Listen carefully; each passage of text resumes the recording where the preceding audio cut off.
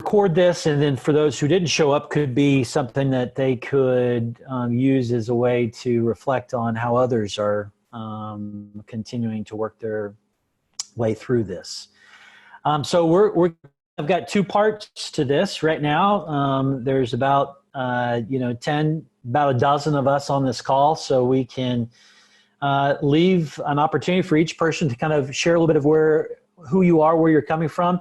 And really the big question is how are you currently managing through this crisis? And we want to keep it to about 5 minutes each for each person. But it would be great to hear what insights that you have and any experiences that you think would be meaningful to the group.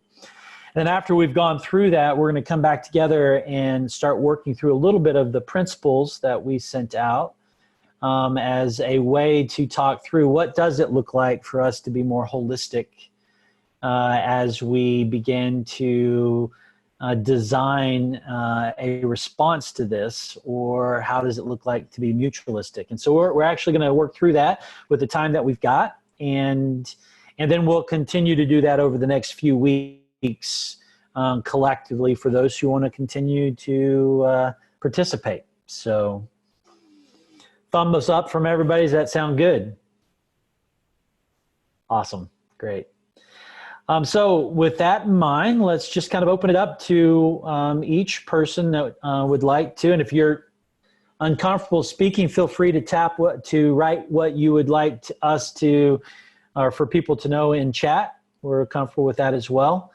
But we want to just give everybody an opportunity to share their voice and participate in this gathering together. So yes, who would like to go first? Rolf, yeah, I can do it. All right, Rolf, please. Okay. So just to clarify, so just a little bit of background of what we're doing and what's happening here. Is that what you're asking for? Yes, and just, so how are you currently managing through this as an organization or an individual, managing through these challenges, and what insights or experiences do you have that you want to offer to the group based upon that experience? Okay. I can just put a little bit in context. We live on a farm in South Africa, and my role is with one of the agricultural commodity organizations to coordinate the response or the working together of our particular farmers association, which is about 27 farmers. We're quite remote, quite spread out, so that's sort of our context. I think the thing that I'm seeing in that line is it's been quite a challenge to get people to focus on not just responding to the crises as they arrive, but rather to sort of sit back and come up with a protocol or a structure, as it were, to be able to deal with what we currently have. So I'm spending a lot of time steering people away from dealing with the immediate crisis and rather setting up a structure to deal with more of a long-term thing going forward. And I think that's what we're seeing even in town. We're in our small little town, is everybody's sort of drawing into themselves, panicking a little bit, and not really thinking about what structures they can put in place to deal with not only the next 21 days, because we're now in a national lockdown, but what's going to happen potentially after that. So yeah, I guess from my side, what I'm sort of not advising, just saying, is that I think the important thing for us right now is really just setting up those structures that are going to be able to deal with the unexpected. Is that more or less what you're looking for? No, that's great, Rolf. Thank you. And welcome to some of the others who've just showed up. We're going around giving, welcome Chris, we're bringing people into understanding the context of where everybody's coming from. So Rolf just went first to share how are you managing through these current challenges with COVID, and what are your insights or reflections or experiences in light of that. So thank you, Rolf. Next, who would like to go next?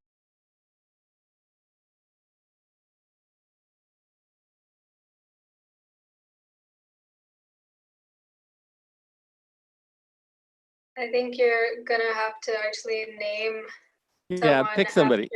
Actually, I have a suggestion. What if when you're finished your turn, you pass the baton or the virtual, orange or whatever we're passing around the room to somebody else?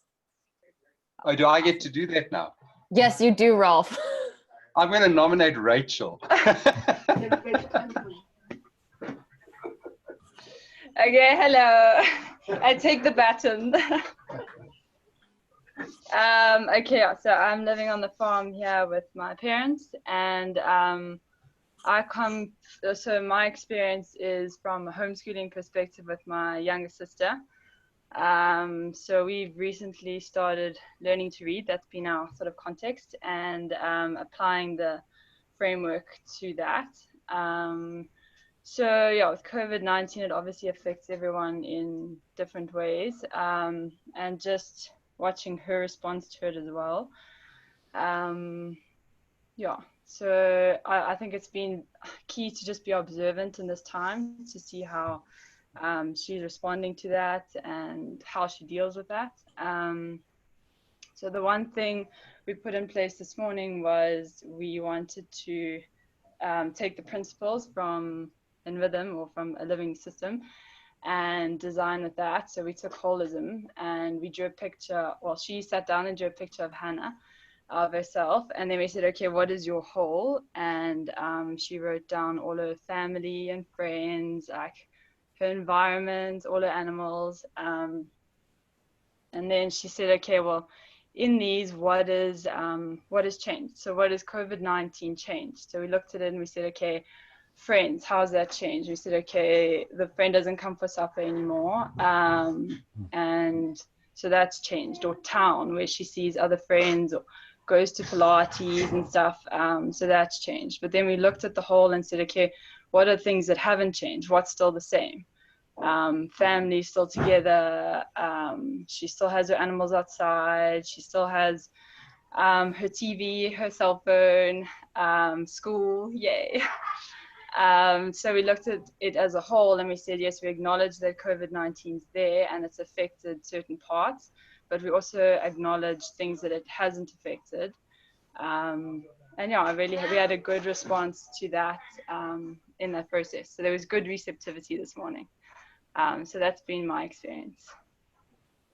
Beautiful. Thank you, Rachel. Wonderful, very concrete example of how you're working through this with your sister. So awesome. So choose somebody that goes next.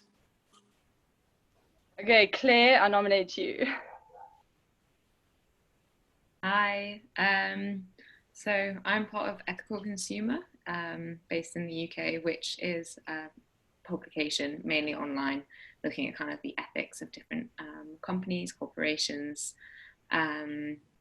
Yeah, so we are a cooperative, and I think the current situation has made me incredibly glad that we do already have kind of some of these structures in place in terms of mutual respect, mutual say,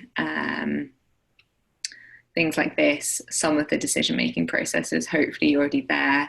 I think a big thing for me has been I live with a lot of people who are either self-employed or on quite insecure contracts and have just been kind of getting out of the blue messages that they've lost work, lost their employment, or they're kind of waiting to get those messages. So being part of the decision-making process and the transparency of that feels invaluable at the moment to me. I think probably one of our biggest challenges is balancing kind of the anxious need to feel that we're doing something right now to address the fact that, like everyone else, this is going to be a kind of financial challenge,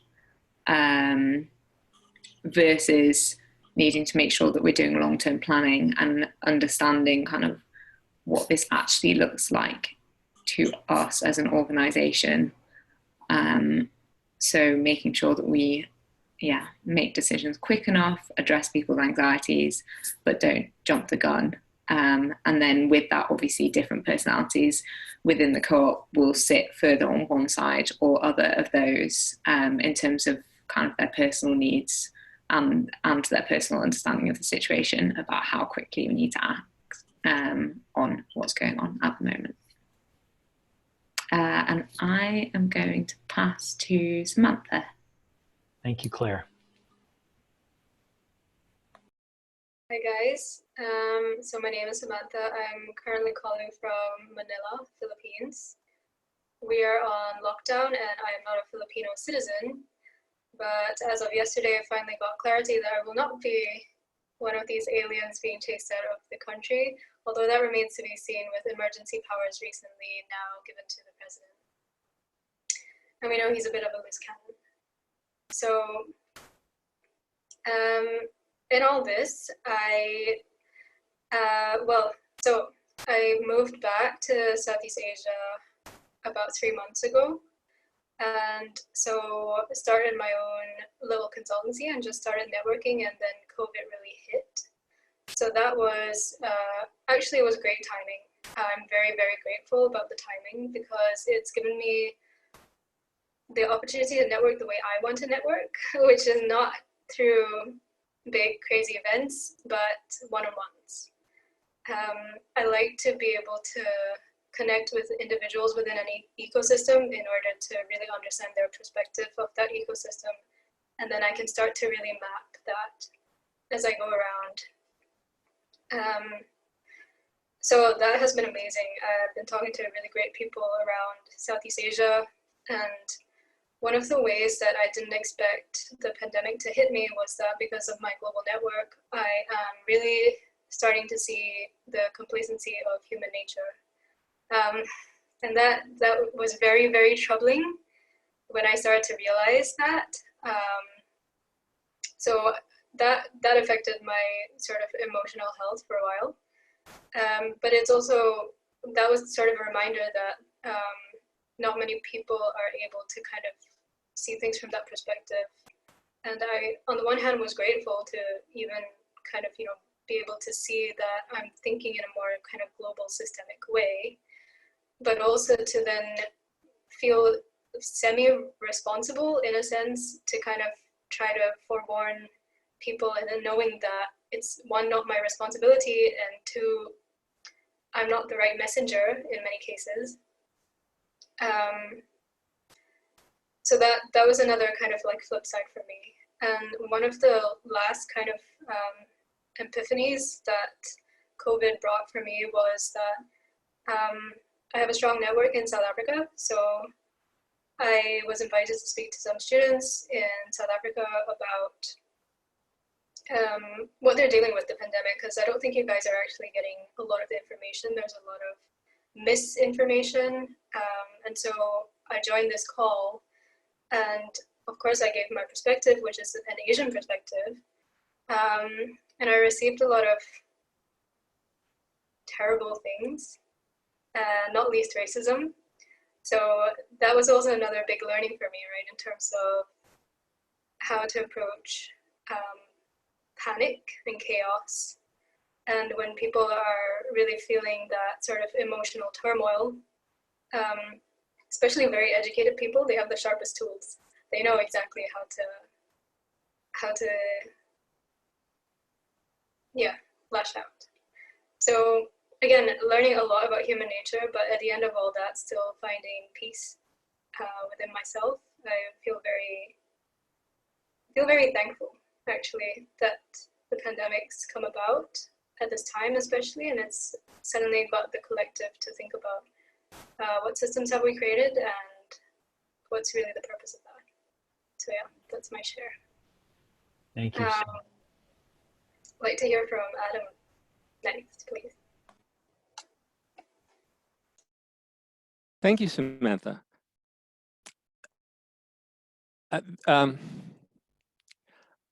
I've kind of felt that something like this was coming for a long time, and I guess a lot of people have, and it was just difficult to know when. And it's remarkable how unprepared we are for something that we knew was coming. But it's the short-term view of survive today, otherwise tomorrow doesn't matter. So that's, I guess that's what we're trying to do. Personally, I spend a lot of time in front of the computer.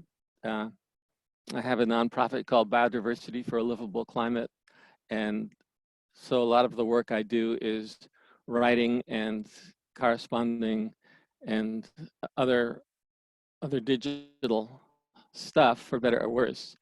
And the way it's affected me most directly as an organizational process is that we were going to have this great conference in mid-April called Blessed Unrest, which is a book that Paul Hawken wrote in 2007, where he looked all over the world for what people were doing, and he found that there were these thousands and thousands and thousands of people and organizations that nobody's ever heard of that were doing all kinds of regenerative work, whether they called it regenerative or not. And I've been researching that for the past year or two, and it was he called it the largest movement that nobody's ever heard of, and was doing more to change the world than anything else. And here we are 13 years later, and it's just gets bigger and bigger every day. As soon as I started being aware of it, I was just overwhelmed. I mean, N-Rhythm is an example of blessed unrest. And the extraordinary things that people are doing everywhere that never hits the news. And the thing about it is we're surrounded by doom and gloom, and that's not terribly helpful when we're trying to do this work day in and day out, because the doom and gloom, it's infectious. And the conference we're planning is the opposite. So look at all these incredible things that people are doing around the world, from South Africa to Asia to everywhere. And for me, a lot of that started with Alan Savory, which is where I met Trey and Jen and Rolf in 2013 when I went to a hub training. It was the first hub training. It was one of the landmark experiences of my life. And here we are with all this blessed unrest around, and people are changing the world, are pulling carbon out of the atmosphere, which I think is kind of a distraction, but it's something that has to happen. And so we want to have this conference to get people psyched up, saying, here are all these people doing things. People like Precious Piri and Ronnie Cummins and Andre Loy and people you may or may not know. And then COVID hit. And we immediately thought of Zoom. And so now this conference is a virtual conference, and it has the potential to reach far more people than a conference that's happening in Cambridge, Massachusetts. So it's just an interesting kind of flow of events, and it kind of is motivating us to do more Zoom type exchanges, because it includes a far broader sector of people and gives us the ability to reach more people for as long as the technology holds out. And I don't have a high level of confidence for that, but we use it while we can. So that's mainly how it's affected me. I don't mind being inside and isolated, because I'm inside and isolated normally anyway. But it's also given me another perspective, or expanded my perspective on the importance of carbon dioxide in the atmosphere. And I have come to feel pretty strongly that carbon dioxide levels are a distraction. Of course, we want to bring those levels down. But the important thing is what we're doing with the land and what we're doing with each other. And if we do the right things with the land and the oceans and all the systems on Earth, the carbon is going to take care of itself. If you cool the biosphere, well, who cares what the carbon is doing, right? If you tame the weather by good land management, okay, carbon go wherever you want, but we know that it's going to go down. So this obsession with carbon is really an obstacle to progress, as I see it, to progress on climate. And that's the other thing that we're trying to educate about. So, and I got $1 trillion check in the mail the other day. I think it was a bureaucratic error, so I'll redistribute it. Thank you. Thank you know you. the government. So whom do I pick? Jen, how about you?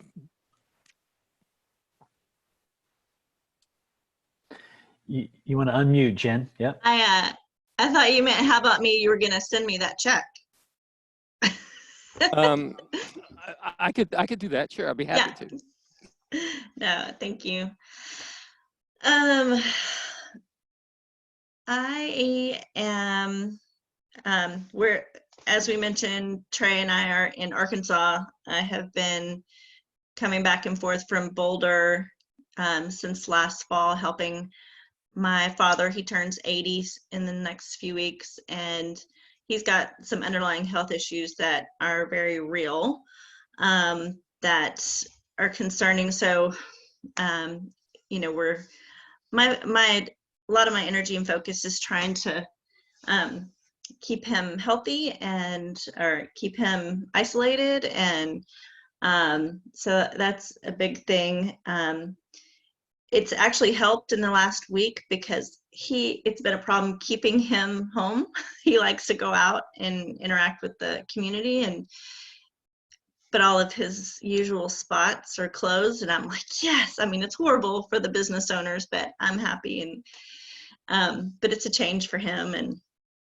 And we also have a son that is moved back with us for 2 weeks that from his last year in college, and he's planning, his plan was to go to wanting to go to Austria for grad school. So he's a little topsy-turvy on some stuff. So we have a full house now, and we're navigating the house, and it's it's interesting. It's funny because my dad lived in this house alone for a while, and now he's got all of us, and but he's good with that. So yeah, I'm just bringing you guys a personal perspective today. Yeah, but yeah, I think for me, and on a real personal level, I like change, and I like to get out and do things, and so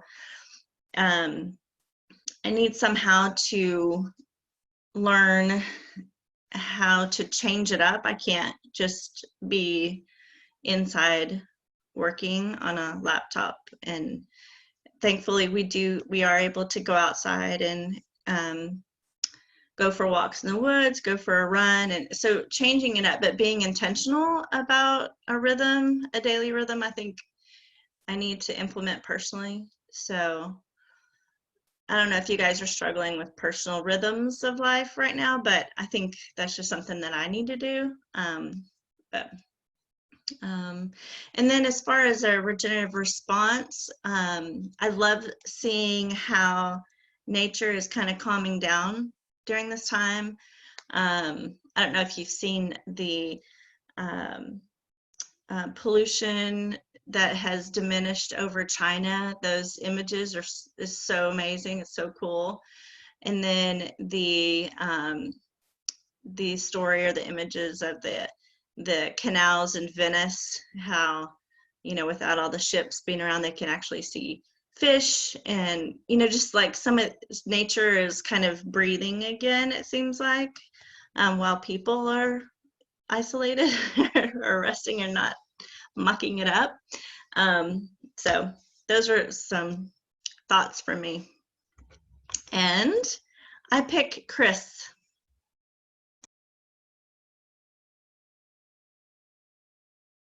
Why, thank you, Jen.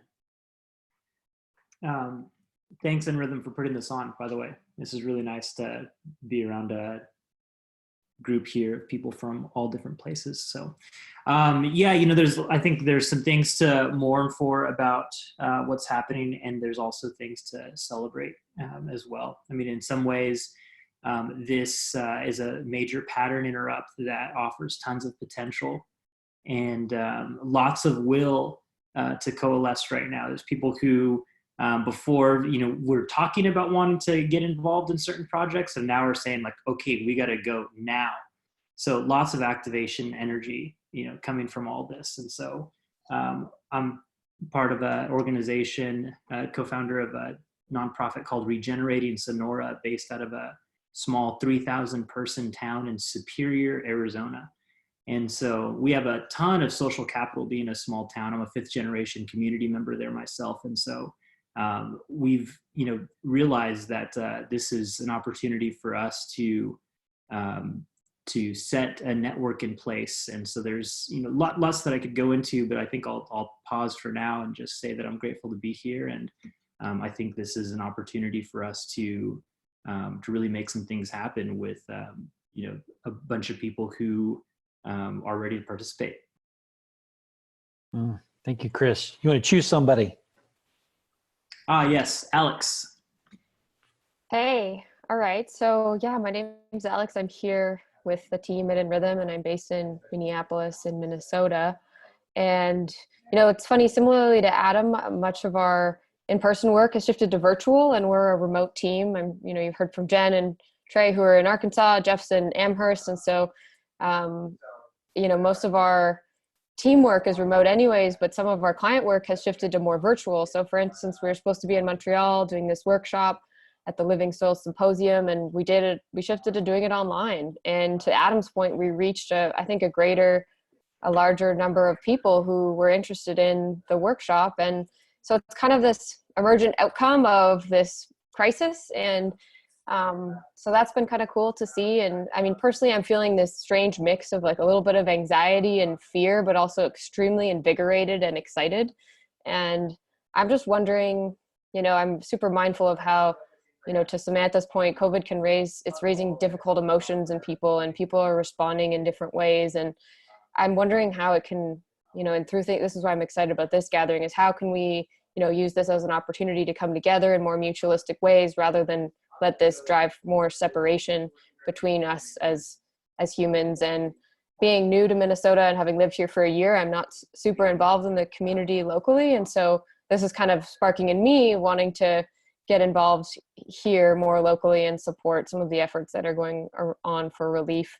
And so, yeah, that's sort of what's on my mind. And with regards to connection, I feel like strangely people are wanting to connect more than ever in this virtual way. And, you know, we're talking to family members we haven't talked to in months, and old friends that we haven't talked to in months, and it's all coming together virtually. And so that's been kind of this other emergent outcome. And so, yeah, I think, yeah, what the principle that's most mindful for me right now is really this principle of uniqueness, and recognizing that each of us has this unique role to play, and figuring out, you know, what that is and how we bring that into how we respond, I think is really interesting. And so with that, I'm going to just pass it on to Vamsi. I hope I pronounced her name correctly.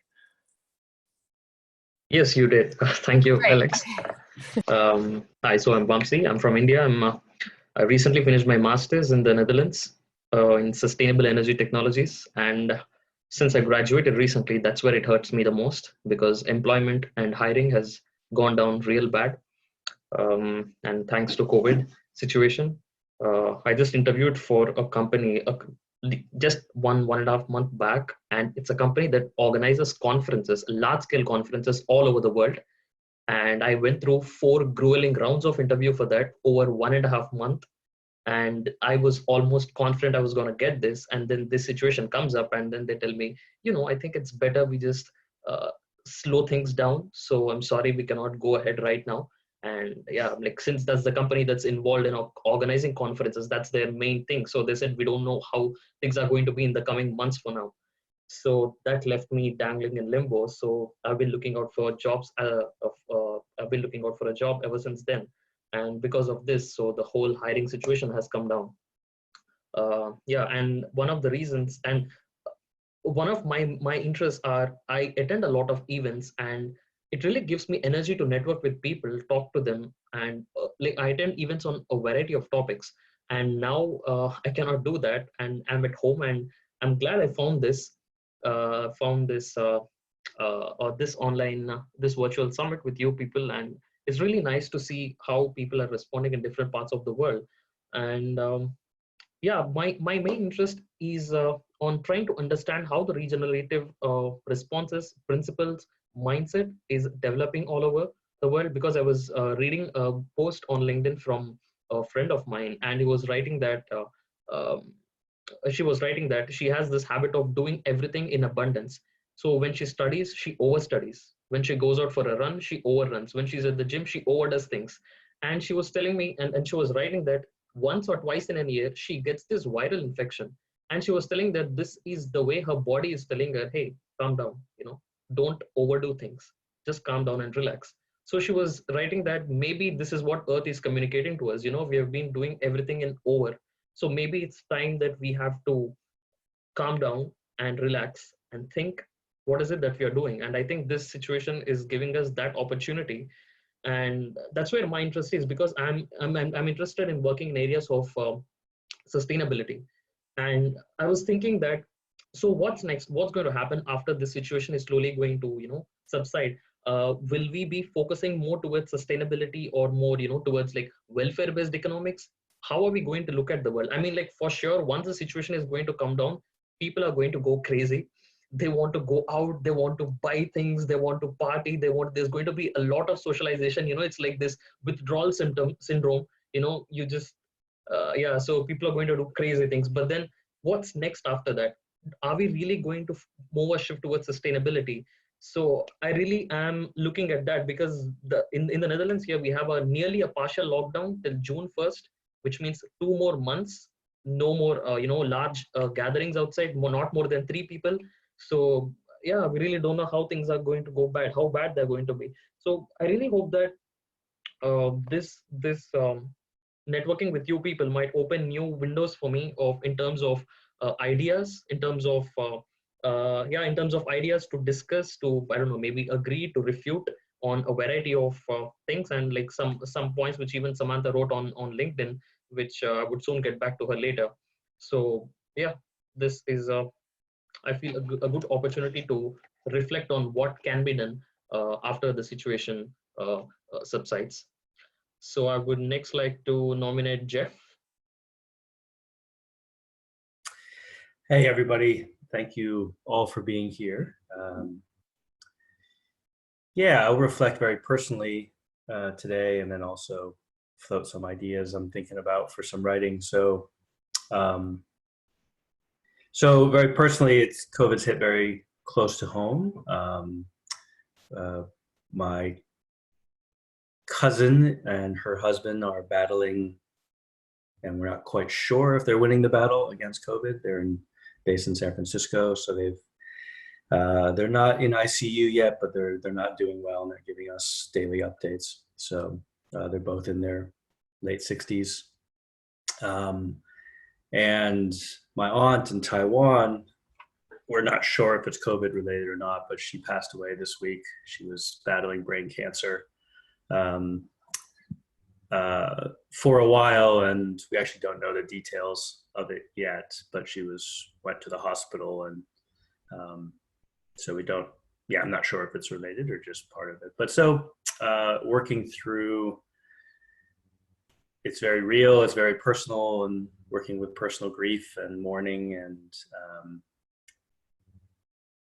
and I've been thinking a lot about,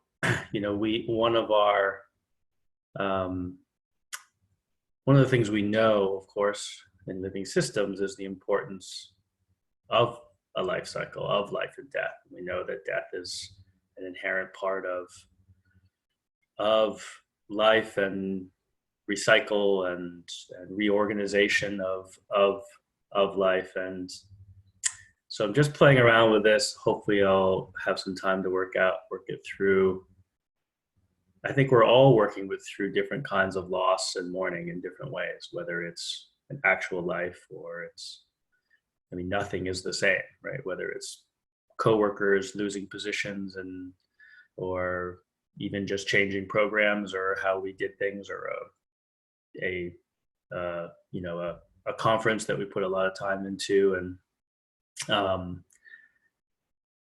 And so we talk a lot at Rhythm of the importance actually of thinking of life and death cycles, in particular in terms of information, right? So in natural systems, it's nutrients and atoms being decaying and being reorganized into new forms of nutrients. And so what I'm playing with is I actually think proper grieving, which there's a lot of psychological work on, and I have some background as a counselor, the stages of grief and really working through grief, accepting grief and mourning. I actually think that's our psychological way of reorganizing information for ourselves, to be able to properly mourn and grieve, recognize what's unique, that can't ever come back because that is in its own unique and gestalt form, it's whole. I think it's our human way of proactively reorganizing information to move forward. And so I'm thinking a lot about that. And for me, I think it's a way of connecting everything that's happening right now. So it doesn't feel so schizophrenic that there's grief on one side, but sort of excitement and opportunity on the other. Actually, that's part of the same cycle, right? It's not this two different modes in our mind. But so I'm going to spend some time next couple of days working on that and thinking about that, and hopefully that'll come out in some writing form sometime soon. I'll choose Lydia. Good morning. I'm Lydia in Colorado, and really here to listen this morning. So have been enjoying hearing from all of you all, and it's just such a perfect example of both how we're all individually having our own experiences, but there's some collective truth in the midst of all of that. What I have been thinking about lately, just some brief thoughts, what's coming up for me is balancing caring for myself and being of service to others. I also am not employed right now, VAMC, and it's a tricky time for that to be the situation. But the gift that I have chosen to see in that is that I'm available to be on these webinars and support other people in ways that I hadn't anticipated.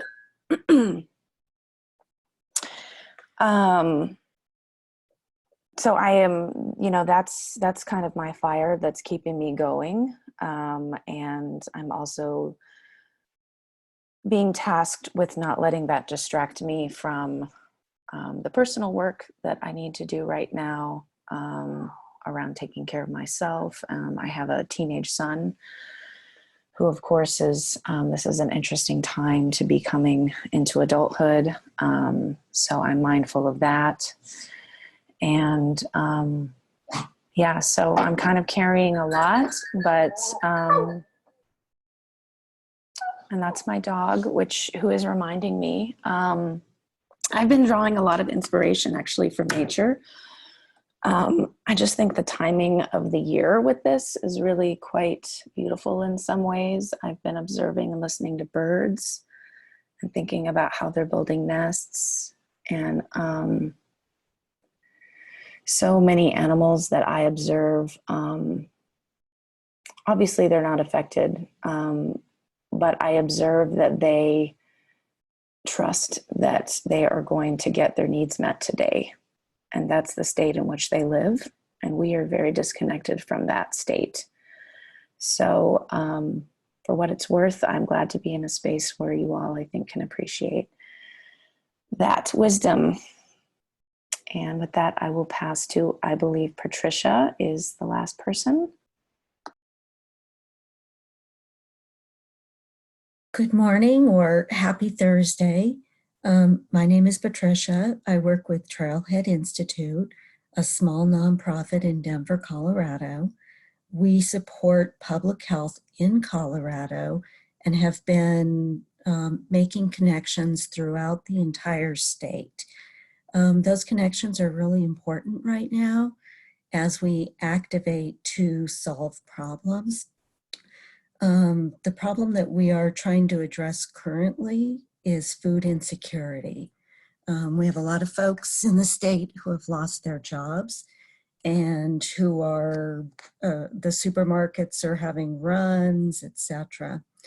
So we've activated our community and our funders, and we plan to get about $1.2 million into the community to food banks and other food projects in the next 2 weeks. It's a very short time frame, and it's required a level of activation that is just amazing, given that none of us are in the office and we're all working remote, simply just using technology, which I'm very grateful for.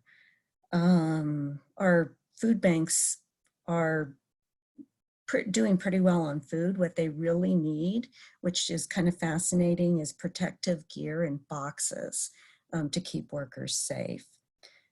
So during this whole activating in a period of fear and grief are all pulling at our staff members.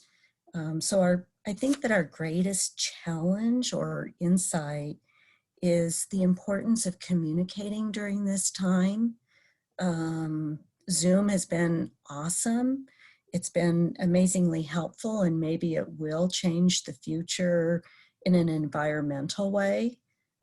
So I do have hope that our new normal will have less environmental impact.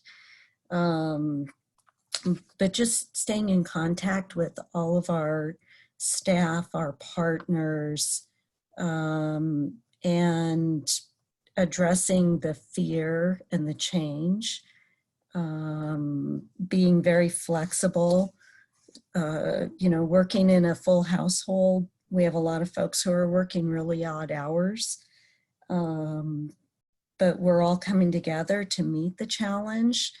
And it's just really awesome to see the positive part of people, even when they're afraid, reaching out and extending themselves to find ways to help the community. So I'm very grateful to be here, and we're all in a similar spot and different spots at the same time. And I think it's really helpful to just connect. Thank you, Patricia. Beautiful. I wanted to just open it up. I mean, part of the inspiration and energy that comes in connection is being able to respond to what you are hearing or seeing or experiencing from others. So I just want to give space for, did anything come up for you? Just listening, hearing, and thinking on what others have said just over these last 40 minutes. Trey, we haven't heard from you yet. Come now, you're part of the whole here. Thank you, Rachel. Yes, I definitely love being called out. So, so for me, I've had these kinds of reflections for a while. I've seen myself in a lot of different situations at times where for a lot of people, it seems chaotic or extremely emotional, and everything for me slows down. I see real clearly in times of crisis, and I'm quite full of energy to both support as well as just be very aware. So for me, right now, some of the insights that have come for me is just to truly lean into this and not do it with an expectation, but to just do it. And that has given me a lot of incredible energy above and beyond what I already have. And just to know that this regenerative response that has allowed me to just meet a whole lot of people that I did not have as a part of my community, and to know that that's going to emerge into something that I don't know. And I see that in spades, or in 3D, or in all kinds of different dimensions. And so for me, I actually feel quite engaged in the middle of all of this. And as Jen shared, there are some dynamics that create challenges with all of us in the middle of it, but it doesn't seem to weigh on me, even though in Rhythms, I'm experiencing some of the financial repercussions of all of this change. And so I'm just extremely hopeful and cognizant of the real pain that people are experiencing and have, but believe that collectively we're here to be in service to a lot of that pain. So it's incredible to hear conversations like Patricia. You're really being a part of some real local reorganization that is bringing real support to people who need it in the middle of all of this. And so I think that's quite inspiring. So thank you, Rachel, for reminding me to share my perspective on this as well. So back to my question: anything that's coming up for people as you were hearing this from each one of us?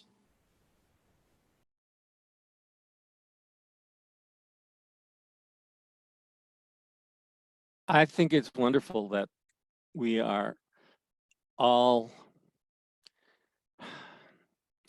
wrestling with this in some very creative ways, which is not something we're seeing in the general media, although occasionally there's a huge amount of suffering out there, and in the most quote unquote advanced nation in the world, it's falling apart, and it's an indication of how fragile global functioning is, and how important local is. I mean, ultimately, everything that happens in your life is local. And if we don't take care of that, there's just massive migration, which is getting to be more and more futile.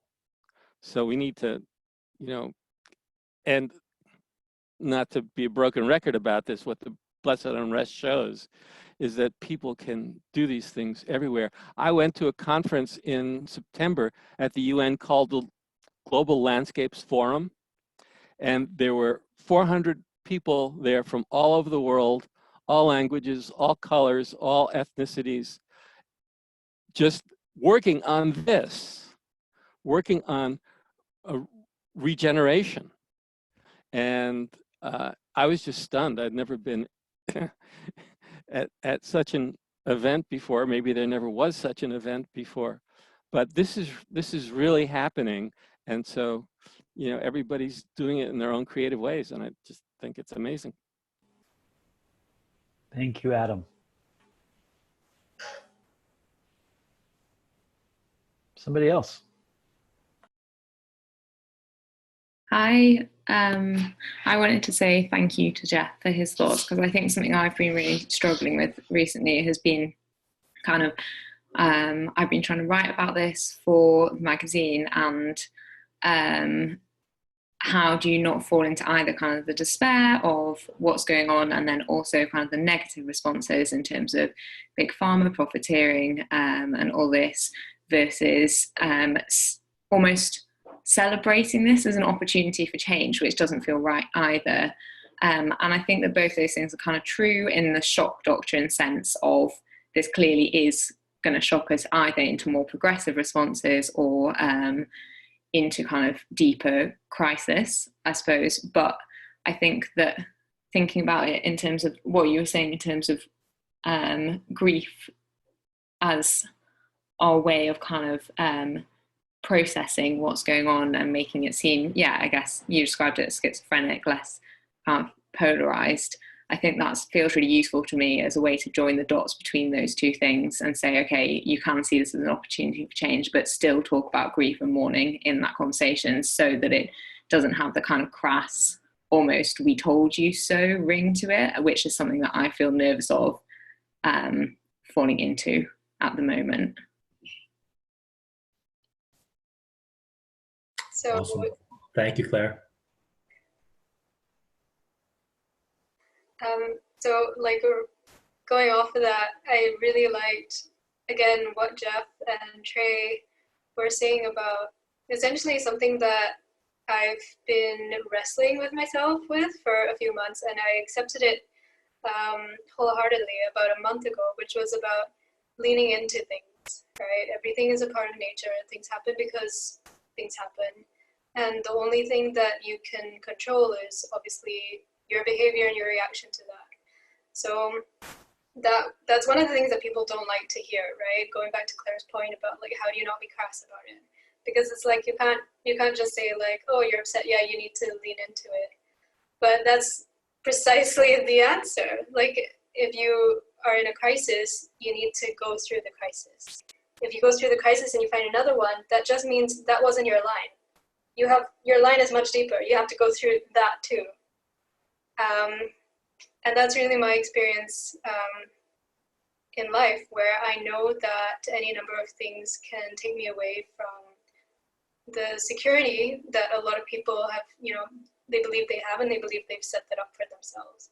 But in reality, going back to Patricia's point, really takes you, or was it Lydia? Sorry, I think it was Lydia talking about how nature doesn't have that security, like that safety net, right? You just rely on the environment to be able to support you, and the environment made you, so there's no other sort of way. So I really like how so many concepts from so many different people kind of like tie up for me in exactly the way that I approach crisis.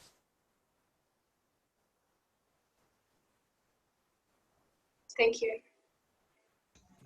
I'd be very interested in hearing or seeing what the writers in this group come up with. So I don't know if there's some way of collecting that. I just wanted to throw that out. Actually, one of the things that In Rhythm's been thinking about is creating a LinkedIn group to connect people who are really wanting to take a regenerative response to this crisis, and also just in general in our organizations and in our lives. And so that might be one way that we can begin to connect you all and share writing and thoughts around this, if that would be of interest. So thumbs up. Okay, we'll do that. Thanks for suggesting the sharing of writing, Adam. Great. Well, I want to be sensitive to the time that you all have given to one another, and let you know that our intention here is to continue to offer these over the next few weeks as a way to connect and have these conversations. And I think both Patricia, you and Lydia, I think said this. I mean, some of the opportunity here is just a connection and I was hoping that, this would be something that would be more personal and the ability for people to share, and that's what's happened. And so that's wonderful. So no need to push it further than that, but probably in the next session that we have next week will be us kind of exploring. So think about that, exploring these principles as a way to inform how we do respond and how it can show up in both an individual or collective response. But our intentionality it's really important for us to be designing and thinking and responding in a way that is regenerative, because to some of the other comments, sometimes it's just not a natural way that we do that. So thank you all for participating and coming, and we will be in touch with ongoing ways for all us to connect. And feel free, if you want to connect with us one-on-one, we're available and be happy to have some of those conversations. Awesome. Thank you, everyone. Thanks, everyone. I just wanted to add, I know some personal things were shared and that we were recording. So if anyone has changed their mind about whether or not they want this recording shared, please send me an email, because we want to respect your privacy. So if anyone's changed their mind in the next 24 hours, send me an email and we won't post this. So just wanted to open that up just in case anything shifted for people in the sharing process. But other than that, thank you. We hope to see you again on one of these, like Trey said, and appreciate all of you. Thank you, N-Rhythm. Thank you. Bye, everyone. Thanks. Bye. Bye. Thank you all. Ciao.